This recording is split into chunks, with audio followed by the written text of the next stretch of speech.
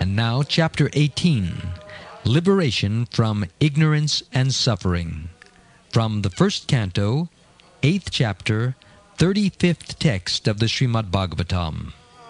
Hare Krishna, Krishna Krishna, Hare Hare, Hare Rama, Hare Rama, Rama Rama, Hare Hare, Hare Krishna, Hare Krishna.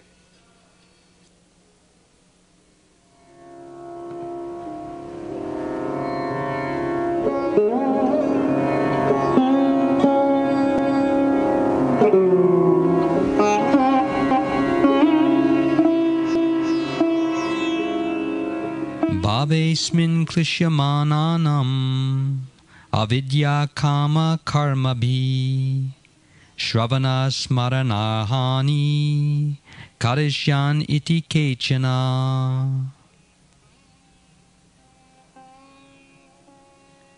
And yet others say that you appeared to rejuvenate the devotional service of hearing, remembering, worshipping, and so on, in order that the conditioned souls suffering from material pangs might take advantage and gain liberation.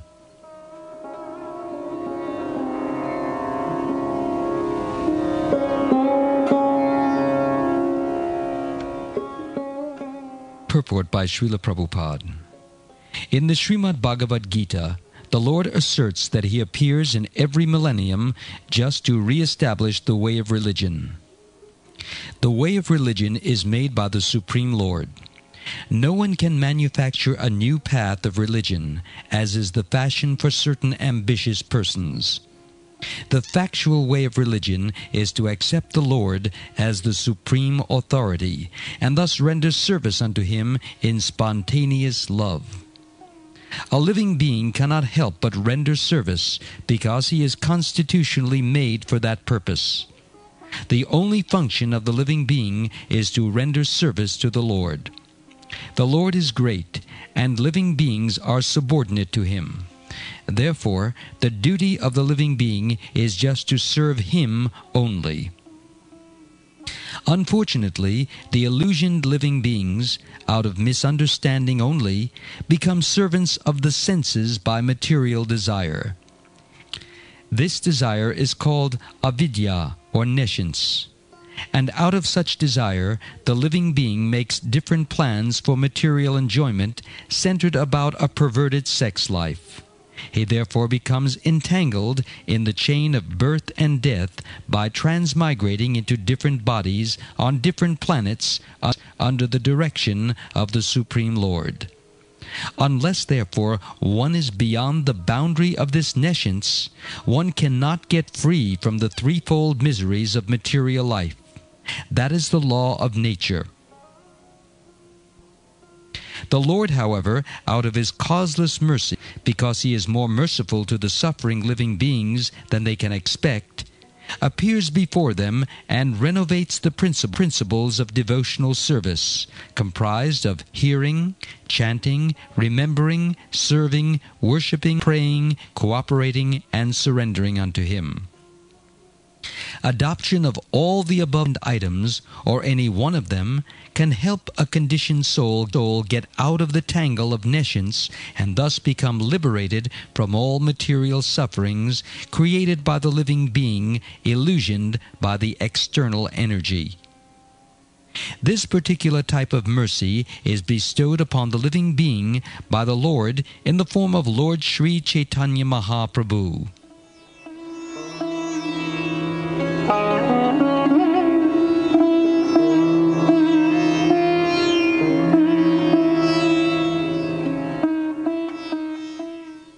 In this very important verse, the words bhave-smin mean in this material world. The word bhava also means grow, and it refers to that which has taken birth. In the material world there are 6 kinds of changes. First there is birth, then growth, and then that which has been born and has grown stays for some time, produces some byproducts, and then dwindles and finally vanishes. These 6 changes are called sadvikara. The body, for example, takes birth at a certain date, and then it grows and stays for some time. From the body come so many byproducts in the form of sons and daughters, and then the body becomes old and weak, and finally, when it is very old, it dies. But when the body is finished, I am not finished. When the gross body comes to an end, I am still present within the subtle body of mind, intelligence, and false ego, and this subtle body carries me to another gross body. Although everyone has to accept a subtle body, the scientists and medical men cannot see it. I have a mind, and you have a mind, but I cannot see your mind, and you cannot see mine.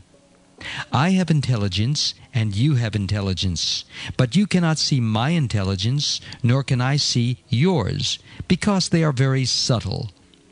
Similarly, the spirit soul is still more subtle. So what will the materialistic scientists see of it? They cannot see the mind, intelligence, or false ego, what to speak of the soul. Therefore they say, the body is everything, and there is nothing more. Actually, however, that is not a fact. The fact is that the spirit soul is very, very small. Balagra shatabhagasya shatada kalpitasya cha. From the Shvetashvatara Upanishad 5:9. The soul is 1/10,000th the size of the tip of a hair. Suppose we were to take a hair and divide it into 100 parts. Could we do it? No, that is not possible. But if we could do it, and then divide it again into another 100 parts, each part would be the size of the spirit soul. Of course, this is not possible to understand by experimental knowledge, so how can it be learned? One must learn of this from an authority. Our knowledge is so imperfect that it cannot deal with such subtle affairs, and because rascals cannot deal with such things, they think that matter is the cause of life. Nonetheless, they have not been able to demonstrate that life comes from matter. Let them take chemicals in their laboratory and produce even a small insect with hands, legs, and eyes. Every night we see many of such small insects with legs and eyes with which they approach the light. From such small insects up to Brahma, there are 8,400,000 different forms of life, among which we are traveling from body to body, leaving one body and entering another, as stated by Krishna in Bhagavad-gita, Tata Dehantara Prapti. Therefore, either we must reject Krishna's word, or reject all the so-called scientific theories that life comes from matter. But we are pledged to Krishna consciousness, and therefore we cannot reject Krishna's word. We accept Krishna when he says that we have to travel from one body to another.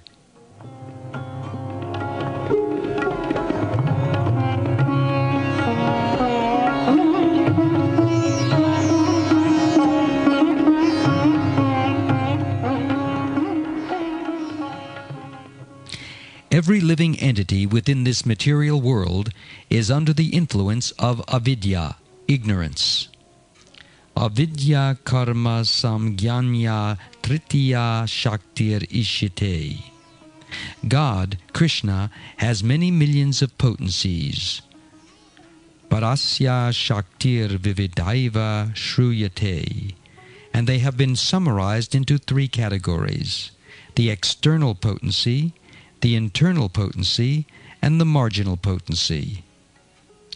The marginal potency and the internal potency are of the same spiritual quality, but the third potency, the external potency, is inferior. Vishnu Shaktir Para Prokta Kshetragya Kya Tata Para Avidya Karma Samgyanya Tritiya Shaktir Ishyate. From the Vishnu Purana, Canto 6, Chapter 7, Text 61. In this material world, everyone is in ignorance, avidya. Even Brahma was ignorant until he was given knowledge by Krishna. Therefore, no one should be proud of his knowledge. Everyone in this material world is a rascal. A particular living entity desires, if I can get the opportunity to obtain the post of Brahma, then I can create a big universe. Thus he receives the body of Brahma. And the small insect thinks, if I can create a small hole within this room, then I can live very peacefully and eat.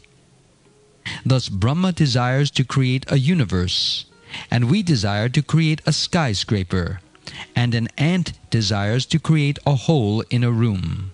But the quality of the work is the same. We are all fools, however, because we do not realize that because these things are material, they will not last. Because of ignorance, we think, this will be very nice, that will be very nice. Kama karma bhi.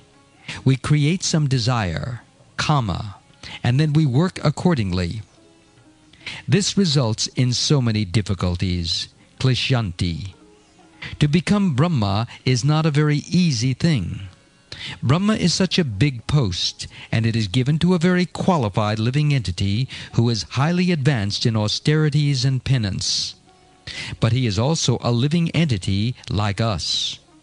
In America, there are many citizens, and President Ford is also a citizen. But by dint of his ardent labor and diplomacy, he captured the post. Still, he is an ordinary citizen. President Nixon, for example, has now been dragged down and is no longer president. This is because he was an ordinary citizen. Similarly, if we like, we may also become Brahma. Therefore, Bhaktivinoda Thakur says, Kita janma ho yata tuya das, bahirmukha brahma janme nahi asha. Which means, quote, let me become an insect in a place where your devotee is present, because if I fall down in the dust of the feet of a devotee, my life will be successful. Unquote. Bhaktivinoda Thakur says, Parhirmukha Brahma Janme Nahi Asha. Quote, I would not want to be a Brahma and not be a devotee of Krishna. Unquote.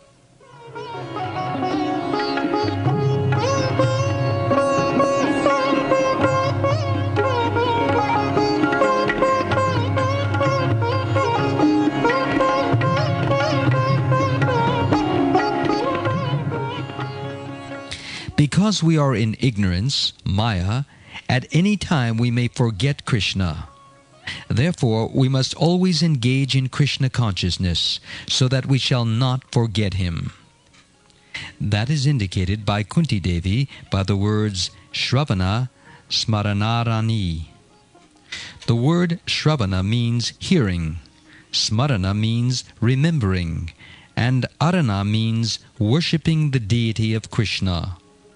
One should always engage oneself in hearing about, remembering, and worshipping Krishna.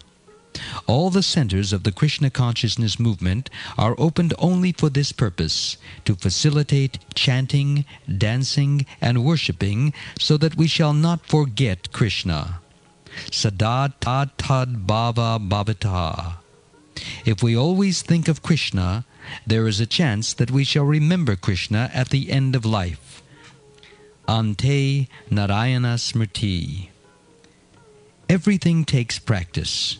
For example, if one wants to dance on the stage, one has to perform many rehearsals to practice how to dance. Then if one becomes an expert dancer, when one dances on stage, one will receive acclaim. Ah, a very good dancer. But one cannot say, I shall go immediately to the stage and become a good dancer. That is not possible. One may say, no, no, no, I shall not attend the rehearsal, just give me the stage and I shall perform.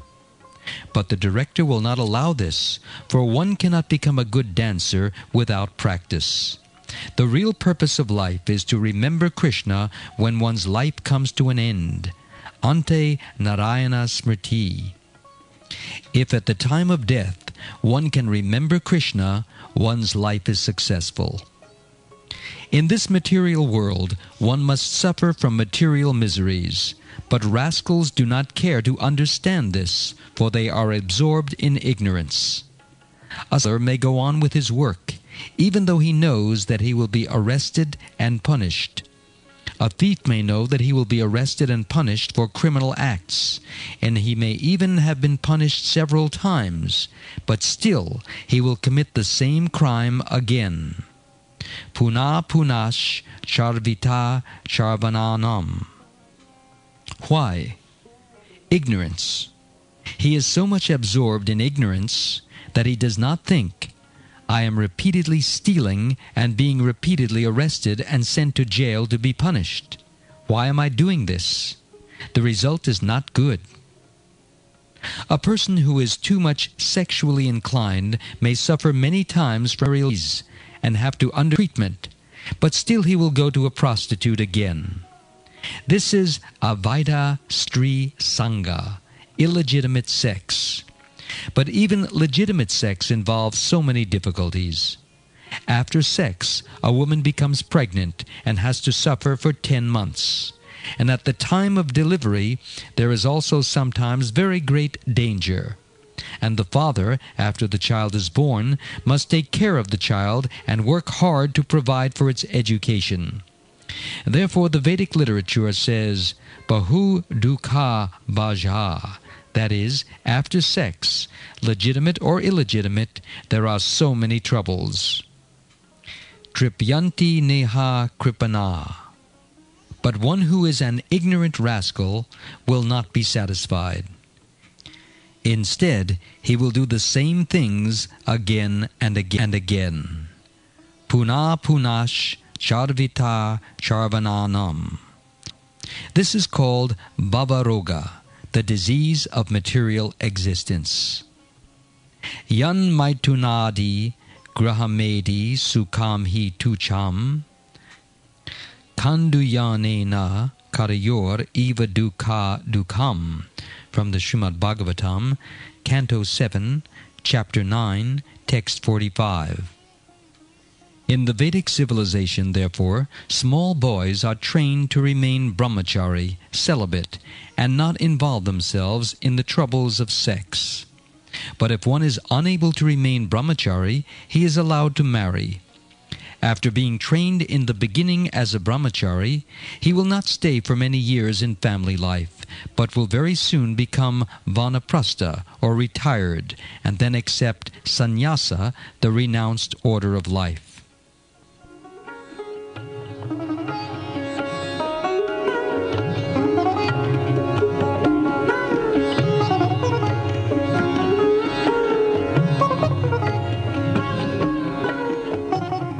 In this material world, everyone is suffering.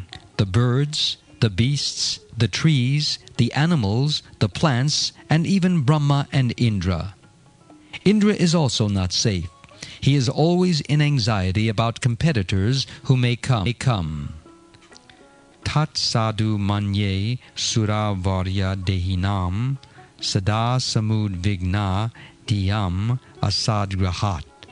From the Srimad Bhagavatam, Canto 7, Chapter 5, Text 5. Why is everyone in this material world always in anxiety? Avidya kama karmabhi. Because they are rascals. Therefore Krishna stresses, You rascal, give up all your nonsense and surrender unto me. This is Krishna's very good mercy. He is the Supreme Father. Therefore he directly says, Sarva guyat amam. This is the most confidential knowledge.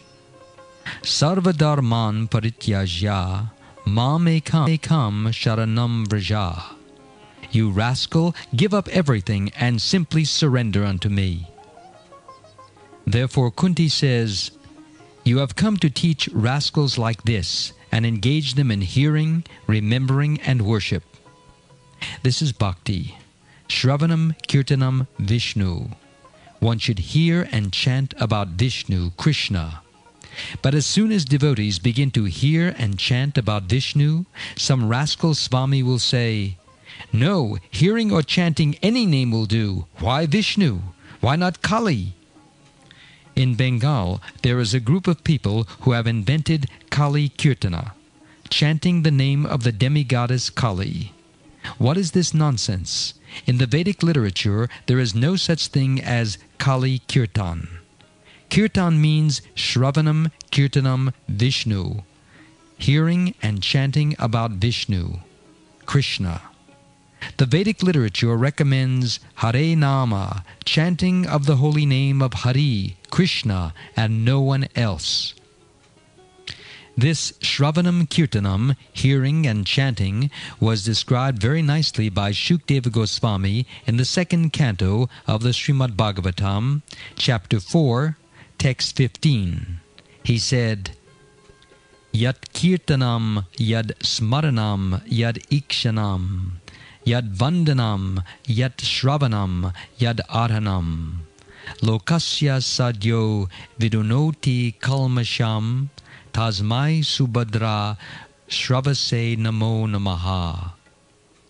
Before speaking Srimad Bhagavatam, Shukdev Goswami offered his obeisances to Krishna with this verse.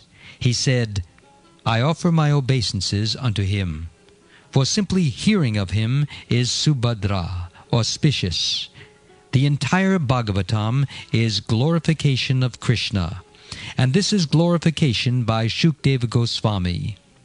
He says that one can be perfectly purified if one either glorifies Krishna, meditates upon him, or simply sits before the deity of Krishna and sees him, thinking, how nicely dressed is Krishna, how nicely dressed is Radharani.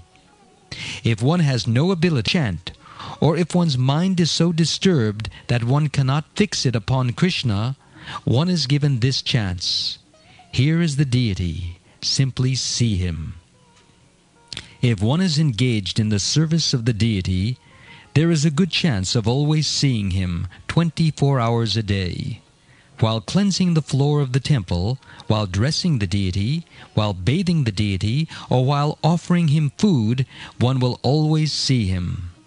This is the process of devotional service. But people are such fallen rascals that they do not even go see the deity. Oh, they think, what is this deity worship? It is idol worship.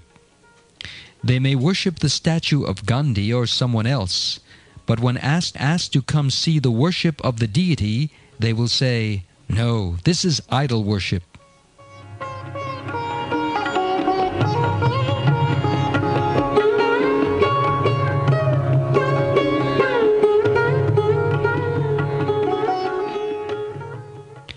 I have seen that in Calcutta, in Chowrangi Square, there is a statue of Sir Asutosa Mukherjee. Throughout the year, the crows pass stool on his face, and the stool becomes caked on. So on one day a year, the ordinary sweepers cleanse the statue with their brush in the morning, and in the evening some big men come and garland him with flowers.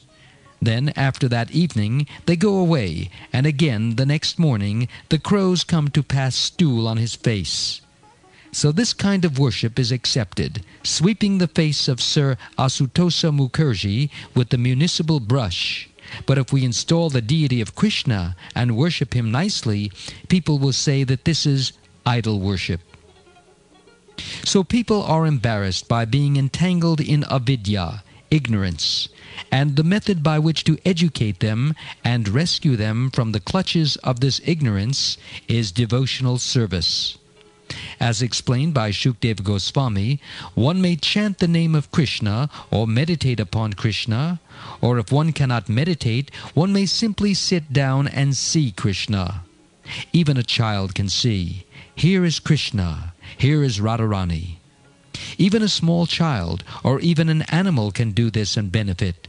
Or if one is more intelligent, one may offer prayers. And if one is expert and has been trained by a spiritual master, one may perform appropriate worship.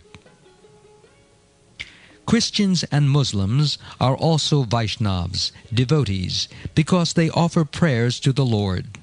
O God, they say, give us our daily bread. Those who offer this prayer may not know very much and may be at a lower stage, but this is a beginning because they have approached God. Going to a church or mosque is also pious. Chaturvida bhajante mam jana sukritino jana. Therefore, those who begin in this way will one day become Vaishnavas.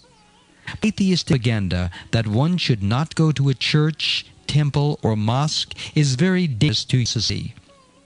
One may not be very advanced, but one should try at least to do something to understand God. A child is sent to school, and although he may simply learn A, B, C, D, if he is interested, he may one day become a very good scholar. Similarly, one day a pious man may become a pure devotee. Why should one give up religion altogether, become completely secular, and simply open a factory in which to manufacture nuts and bolts and work very hard and drink and eat meat? What kind of civilization is this? It is because of this so-called civilization that people are suffering.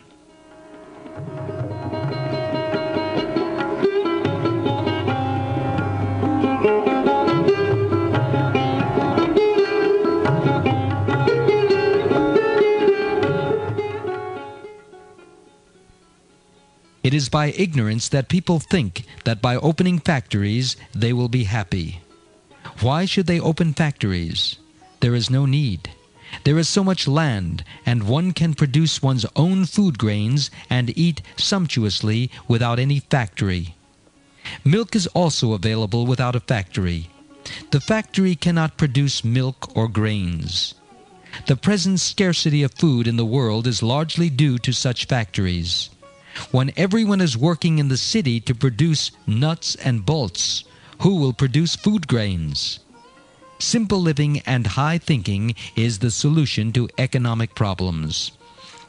Therefore, the Krishna consciousness movement is engaging devotees in producing their own food and living self-sufficiently, so that rascals may see how one can live very peacefully, eat the food grains one has grown oneself, drink milk, and chant Hare Krishna. The process of Krishna consciousness should be very vigorously propagated all over the world. Simply by seeing the deity or simply by joining in chanting of the Hare Krishna mantra, people will derive tremendous benefit. If one performs kirtan, chanting, one will be able to think of Krishna. One may think, I danced for 2 hours and chanted Hare Krishna. What is the meaning of this? This is smarana, thinking of Krishna. One may even think, I foolishly chanted Krishna, Krishna for 2 hours. But that is also smarana.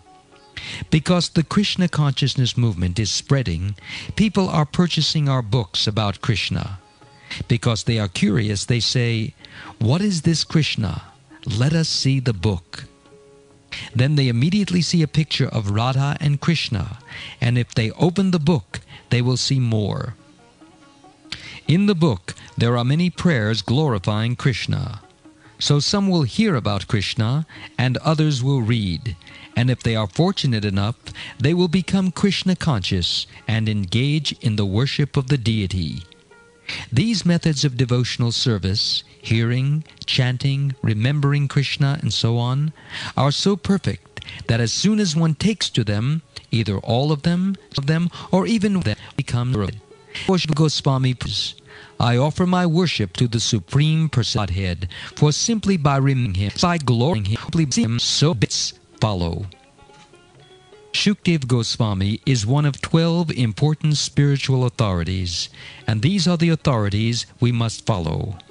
Mahajano Yena Gata Sa Panta.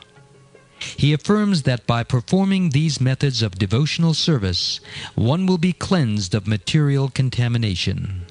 When? Sadhya, immediately, without waiting. This is the great benefit of the Krishna consciousness movement.